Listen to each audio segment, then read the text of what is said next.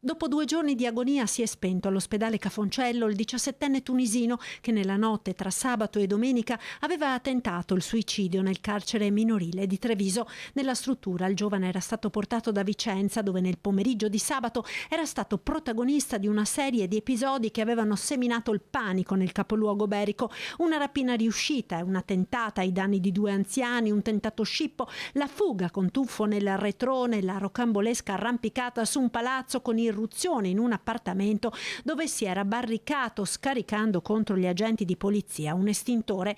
Alla fine era stato arrestato e trasferito al centro di accoglienza del carcere minorile di Santa Bona. Qui qualche ora dopo aveva tentato di impiccarsi. Soccorso dagli agenti di polizia penitenziaria che hanno immediatamente chiamato il medico della casa circondariale, era stato trasferito nella rianimazione del Cafoncello, dove si è spento. Il 17enne era giunto in Italia come minore non accompagnato e non si conoscono dettagli sulla sua storia. Sull'episodio la procura ha aperto un fascicolo per ricostruire l'accaduto e capire se il tragico epilogo fosse evitabile.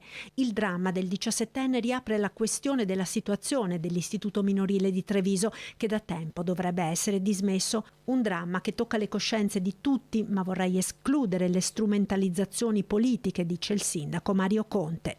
Circa un mese fa sono andato personalmente in visita al carcere minorile ed effettivamente è una situazione in sofferenza. Devo altrettanto dire però che, confrontandomi sia col ministro Nordio che con il sottosegretario Ostellari, abbiamo avuto le rassicurazioni che entro fine anno quell'ala del carcere, cioè quella destinata ai minori, verrà trasferita interamente a Rovigo, quindi su una struttura nuova, accogliente e rigenerata.